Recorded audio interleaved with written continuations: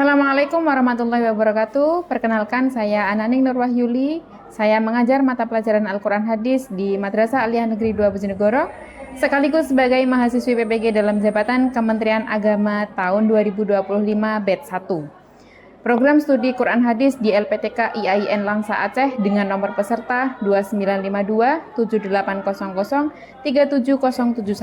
Saya akan melaksanakan uji kinerja di Men 2 Bojonegoro. Berikut video praktik pembelajaran saya. Assalamualaikum warahmatullahi wabarakatuh. Waalaikumsalam warahmatullahi wabarakatuh. Selamat pagi anak-anak hebat. Selamat pagi. Bagaimana kabarnya hari ini? Alhamdulillah, luar biasa. Allahu Akbar. Yes, yes, yes.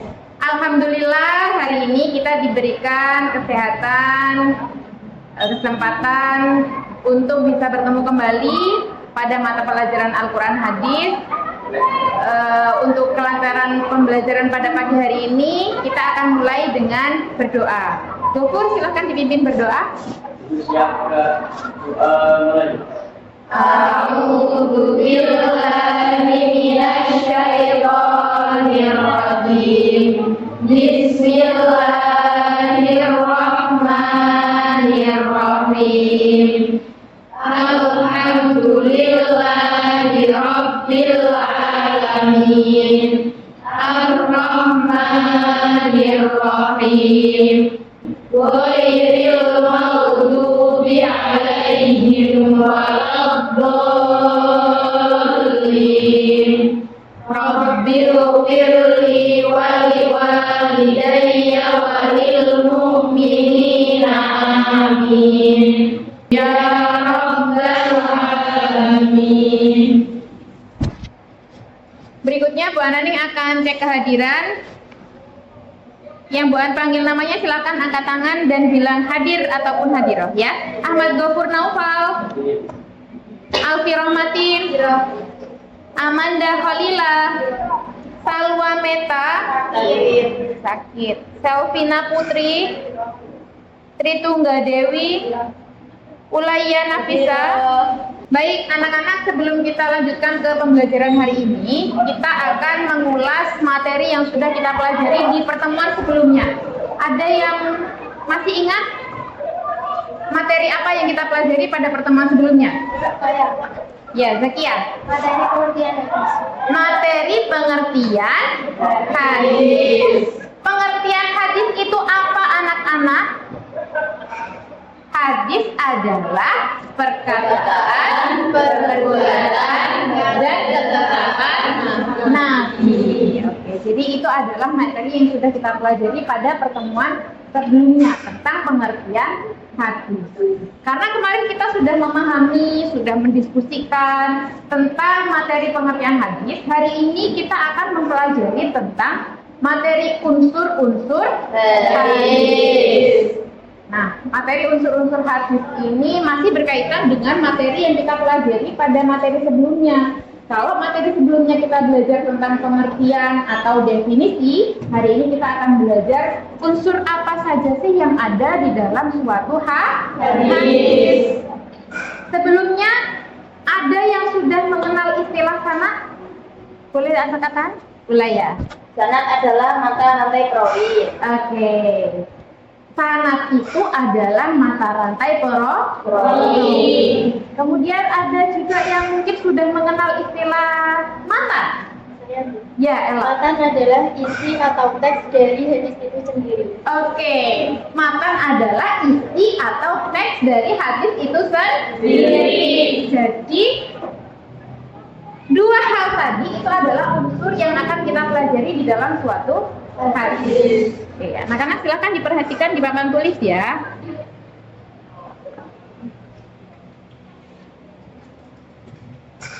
Nah, ini adalah 3 unsur hadis, di antaranya 2 tadi sudah disebutkan oleh teman-teman kita. Unsur-unsur hadis jumlahnya ada 3. Apa saja? Sanad, matan, rawi. Sanad, matan, dan rawi. Oke, kita beralih kepada pengertian sanad. Pengertian sanad, ada yang minta tolong dibaca pengertian sanad? Oke, Alfi. Sanad adalah jalan yang dapat menghubungkan mata hadis sampai kepada Nabi Muhammad SAW. Oke, jadi tadi sudah dibacakan oleh teman kita bahwa sanad itu adalah jalan yang dapat menghubungkan matan hadis sampai kepada Nabi Muhammad. Jadi rentetan nama perawi yang ada di dalam suatu hadis yang mana mengantarkan isi hadis itu disebut sebagai sanad. Nanti contohnya kita lihat di akhir. Kemudian berikutnya kita akan beralih kepada pengertian matan. Apa itu pengertian matan? Bisa dibantu baca? Amel. Cara dasar akan adalah tangan yang meninggi atau punggung jalan atau bagian kanan yang keras dan menonjol ke atas. Jawaban istilah adalah redaksi sabda Nabi Muhammad SAW. Jadi matan itu adalah redaksi sabda Nabi Muhammad atau isi dari hadis tersebut. Sebagaimana yang sudah disebutkan juga oleh teman kita di awal tadi bahwa matan itu adalah isi atau teks hadis itu sendiri. Ya. Kemudian yang ketiga adalah pengertian rawi. Ada yang bisa bantu baca pengertian rawi? Ya, cerita. Rawi menurut istilah adalah orang yang meriwayatkan atau yang memberitakan suatu hadis. Oke, rawi adalah orang yang meriwayatkan atau memberitakan suatu hadis. Kalau dalam suatu hadis, misalnya kalian membaca hadis di paling akhir, biasanya kalian akan membaca hadis riwayat titik, hadis riwayat Bukhari, hadis riwayat Muslim. Maka Bukhari, Muslim, dan yang lain-lainnya yang disebut di akhir matan itu adalah rawi. Rawi itu adalah orang yang menulis hadis. Bisa juga kita sebut sebagai orang yang mengeluarkan hadis. Bisa juga kita sebut sebagai orang yang memudawinkan hadis atau mentadwinkan hadis, yaitu membukukan hadis. Kita ulangi bersama-sama. Dobit itu apa, anak-anak? Kuat hafalan. Kemudian yang berikutnya adalah syarat berikutnya adalah tidak pernah melakukan dosa besar. Tidak boleh sama sekali, ya, tidak boleh sama sekali seorang perawi itu melakukan dosa besar. Dosa besar contohnya apa? Zina. Nah, ini adalah contoh hadis. Bisa dibantu untuk membacakan artinya? Silakan, Jiva. Artinya telah menceritakan kepada kami Yahya bin Ayub dan Utaibah serta Ibnu Hujan. semuanya dari Ismail bin Ja'far. Berkata Ibnu Ayub telah menceritakan kepada kami Ismail, dia berkata telah menggambarkan kepadaku Al-A'la dari bapaknya dari Abu Hurairah bahwa Rasulullah SAW segeralah beramal sebelum datangnya fitnah seperti malam yang gelap gulita. Di pagi hari seorang laki-laki dalam keadaan mukmin lalu kafir di sore harinya. Di sore hari seorang laki-laki dalam keadaan mukmin lalu kafir Di pagi harinya dia menjual agamanya dengan barang kenikmatan dunia. Ya, oke. Baik, berikutnya adalah hasil dari analisis unsur-unsur hadis itu. Dari hadis yang sudah kita baca bersama-sama tadi dan sudah kita analisis tadi, sanadnya adalah ini, mulai dari haddatsani Yahya bin Ayub sampai Rasulullah SAW. Kemudian yang berikutnya adalah matan, mulai dari badiru bil amali fitanan sampai bi'aradi minat dunia, dan yang terakhir adalah rawi, yaitu rawahul Bukhari. Siapa berarti rawinya?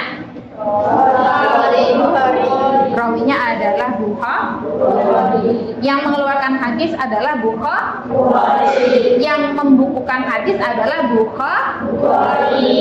Itu anak-anak. Sampai sini ada yang ditanyakan? Ya, cukup ya. Nah, berikutnya kita akan melakukan diskusi kelompok.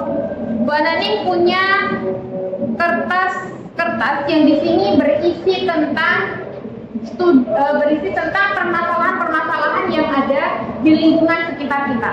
Ya. Nah, nanti tugas kelompoknya adalah silakan kalian di dalam kelompok mendiskusikan permasalahan sosial tersebut dan mencari solusi dari suatu hadis. Jadi hadis-hadis Rasulullah itu semuanya memberikan solusi atas permasalahan-permasalahan yang ada di sekitar kita. Misalnya permasalahan kemiskinan itu juga bisa diselesaikan dengan hadis. Kemudian permasalahan tentang konflik itu juga bisa diselesaikan dengan hadis. Permasalahan tentang intoleransi itu juga bisa diselesaikan dengan hadis. Nah, jadi nanti permasalahan-permasalahan yang ada di kartu ini silakan didiskusikan dengan kelompok, kemudian nanti cari solusi dari suatu hadis. Ya. Nanti poin-poin apa saja yang harus ditulis di dalam diskusi, Bu Ananing sudah siapkan di lembar kerja yang akan kalian isi nanti. Ya. Silakan memilih secara acak. Bu Ananing akan mengelilingkan kertas-kertas ini. Silakan memilih secara acak. Nanti yang memiliki kertas yang sama berada di satu kelompok yang sama. Ya.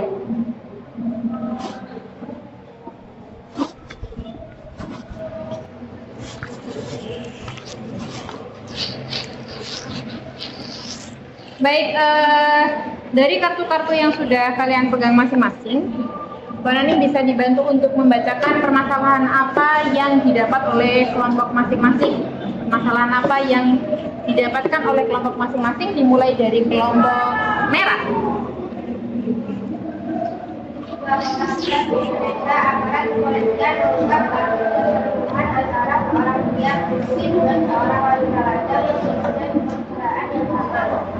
Buat mereka kelompok pertama tahu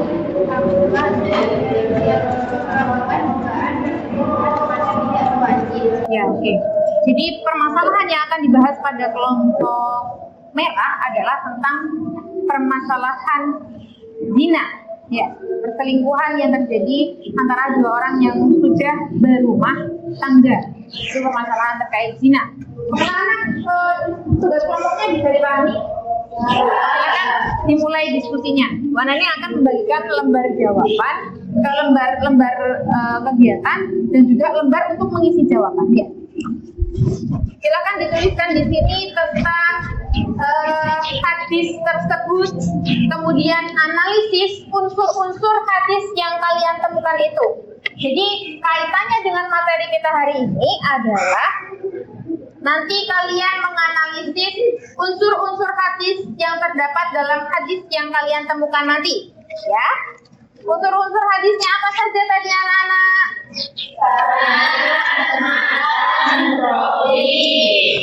Jadi tugas pertama adalah menulis hadisnya, kemudian tugas kedua adalah menulis unsur-unsur hadisnya, yang ketiga adalah menjelaskan kandungan hadisnya, dan yang keempat adalah menjelaskan bagaimana peran hadis tersebut dalam menyelesaikan permasalahan sosial yang didiskusikan oleh kelompok kalian masing-masing.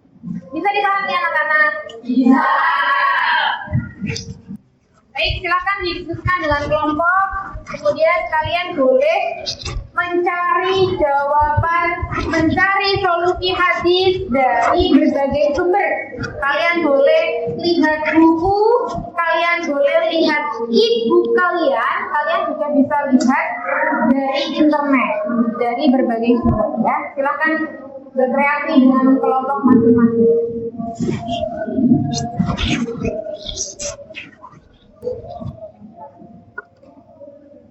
Oh ya.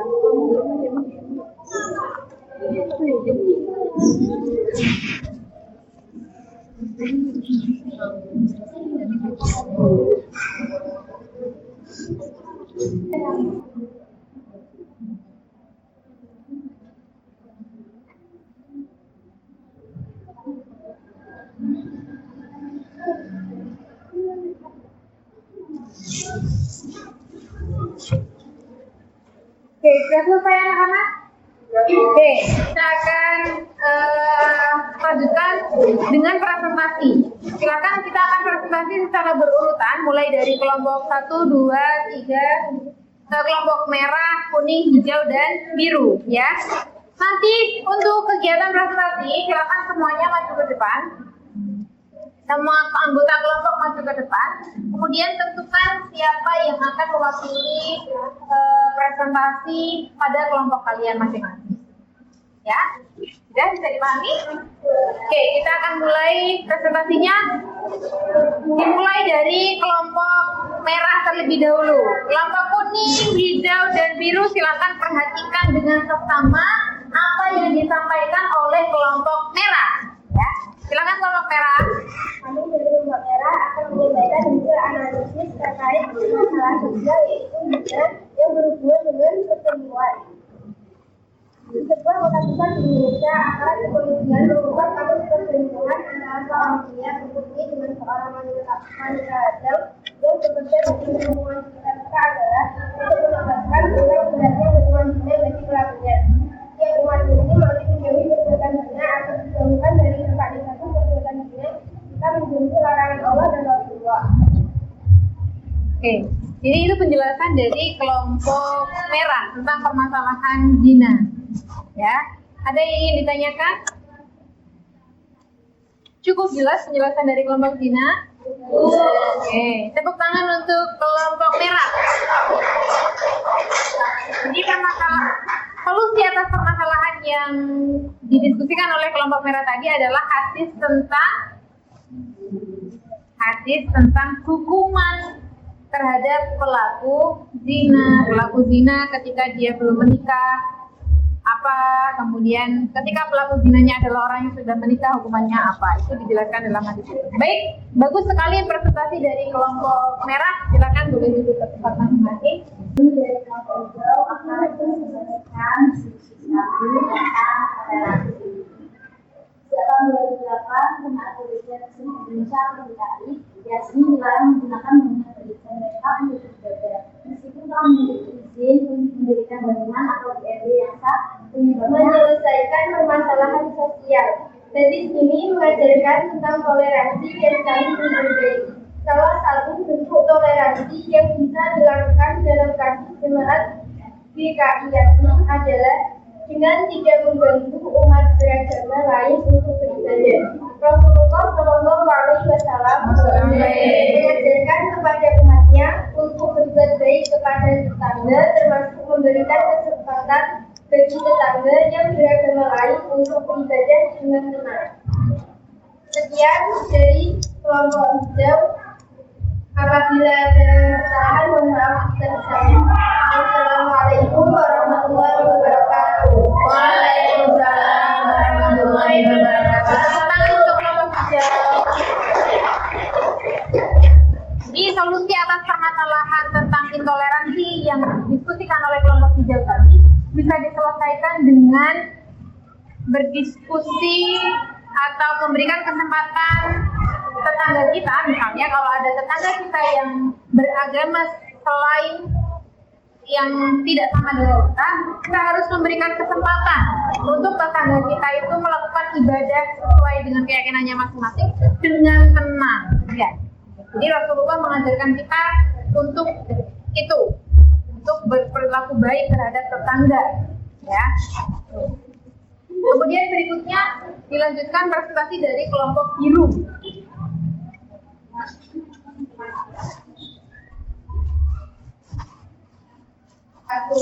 Kami dari kelompok biru akan mempresentasikan hasil diskusi kita tentang studi kasus di Kabupaten Batang. Dari mengungkapkan bahwa sebagian besar kepala rumah tangga miskin bekerja sebagai buruh kasar atau buruh tani. Dengan tingkat pendidikan yang relatif rendah, penghasilan rata-rata rumah tangga miskin di Batang juga relatif rendah, yaitu di bawah 500.000 per bulan. Jadi yang bisa menyelesaikan permasalahan tersebut adalah Hadasana Muhammad Gubernur Muqatilin Abdaruna Abdullah di Abdaruna Syaraya Gubernur Ishaqo'an Lamja Bani Abdillah Bani Soifihin An Adi Maqdadin Maula Abbasi radhiyallahu anhu qala Rasulullah sallallahu alaihi wasallam di jabalin Sina wa asabu ila manu inna kasatati qauman ahla kitabin fa idza jitamu fad'uhum ila ayyatu artinya telah menceritakan kepada kami Muhammad bin Qatil telah mengabarkan kepada kami Abdullah telah mengabarkan kepada kami Zakaria bin Ishaq dari Yahya bin Abdullah bin Saifi dari Abu Ma'bad Sayana ibnu Abbas radhiyallahu anhu berkata Rasulullah sallallahu alaihi wasallam berkata kepada Mu'adz bin Jabal radhiyallahu anhu ketika beliau mengutusnya ke negeri Yaman. Sesungguhnya kamu akan mendatangi ahlu kitab. Jika kamu sudah mendatangi mereka, maka ajaklah mereka untuk bersaksi tidak ada ilah yang berhak disembah kecuali Allah dan bahwa Muhammad adalah utusan Allah. Pembatas dan menghalanginya. Jadi riwayat Bukhari.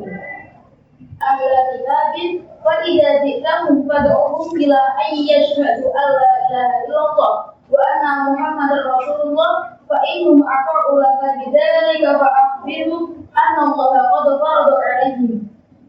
farada 'alaihim khamsa salawatin fi kulli yawmin wa lailatin fa innahum ata'u laka bidzalika fa akhbirhum anna Allah qad farada 'alaihim sadaqatan tu'khadhu min aghniyahim fa taraddu 'ala fuqarihim fa innahum ata'u laka bidzalika fa iyyaka wa karaima amwalihim wattaqi da'watal muslimi fa innahu laisa bainahu wa bainillahi hijab.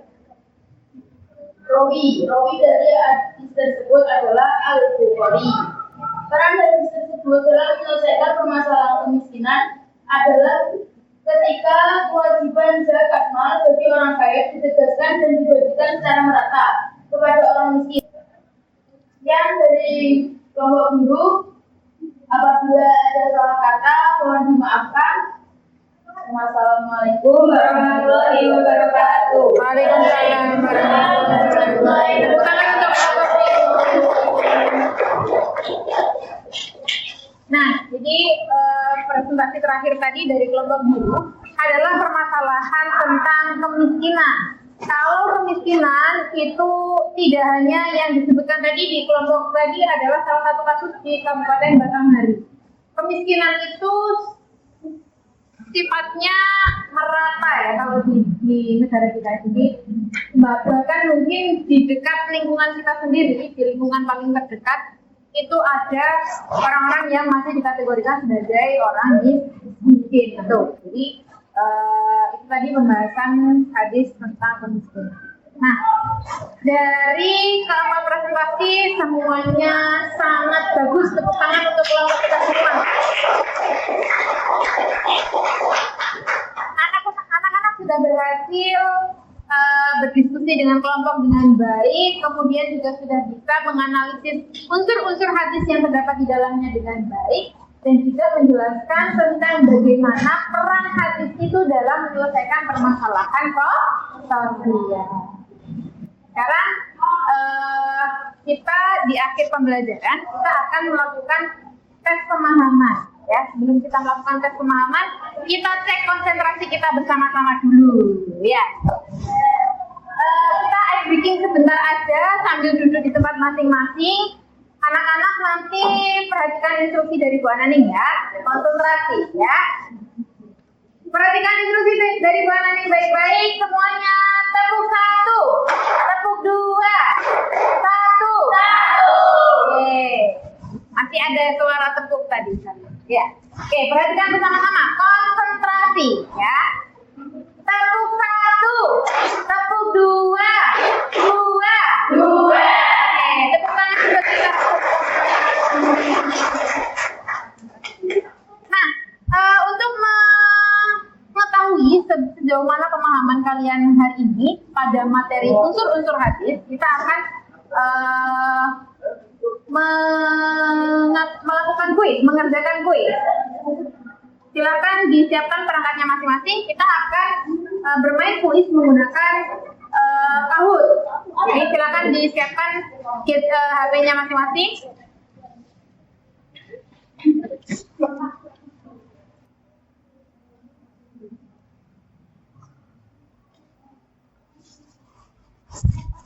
Ya, anak-anak silakan scan QR code yang ada di layar ya.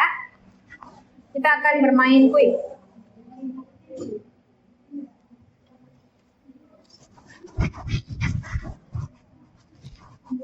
Anak-anak bisa join menggunakan QR code atau kalian bisa klik di www.kahoot.id, kemudian masukkan game pin 4817036. Ya. Oke, sudah semua ya, kita mulai. Silakan pilih dari pertanyaan yang ada dan 4 jawaban yang disediakan, silakan pilih satu jawaban yang paling tepat ya. Kita mulai. Yuk, bismillah dulu. Bismillahirrahmanirrahim. Yuk, kita mulai yuk. Pertanyaannya ada di layar ya, silakan nanti dijawab. Yang muncul di HP kalian, merah, biru, kuning, atau hijau. Silakan, yuk. Oke, next. Jawaban benar semua. Next. Oke, baik anak-anak, 10 soal sudah diselesaikan. Kita lihat siapa yang mendapatkan skor tertinggi. Kita lihat dulu anak.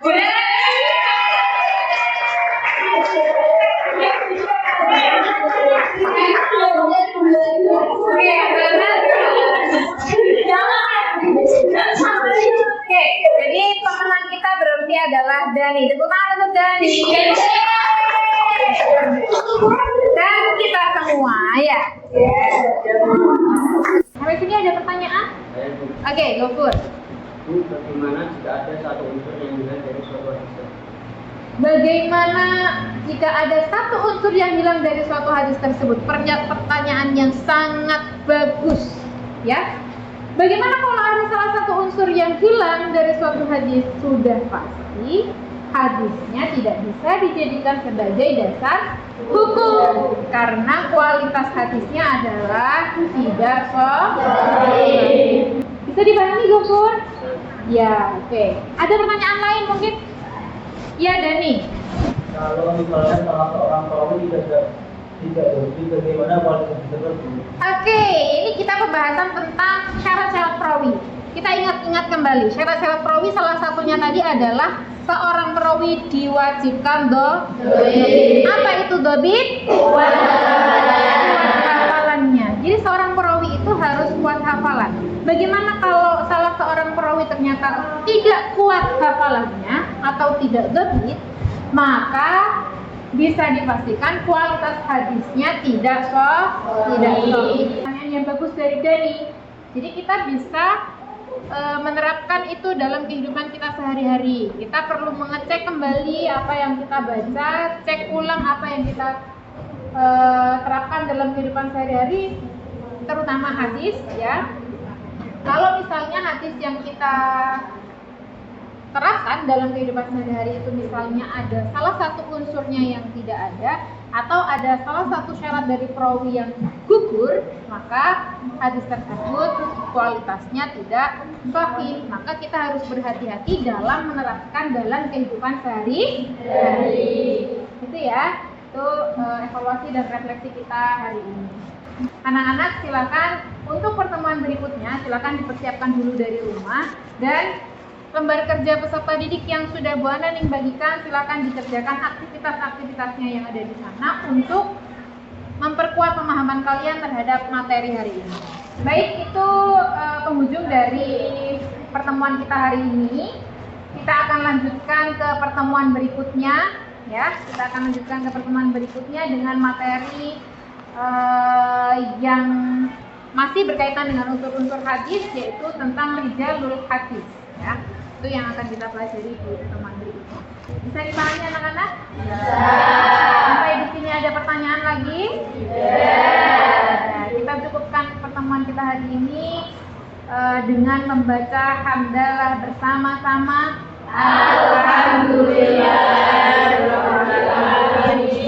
Terima kasih dan mohon maaf. Wassalamualaikum warahmatullahi wabarakatuh. Waalaikumsalam warahmatullahi wabarakatuh.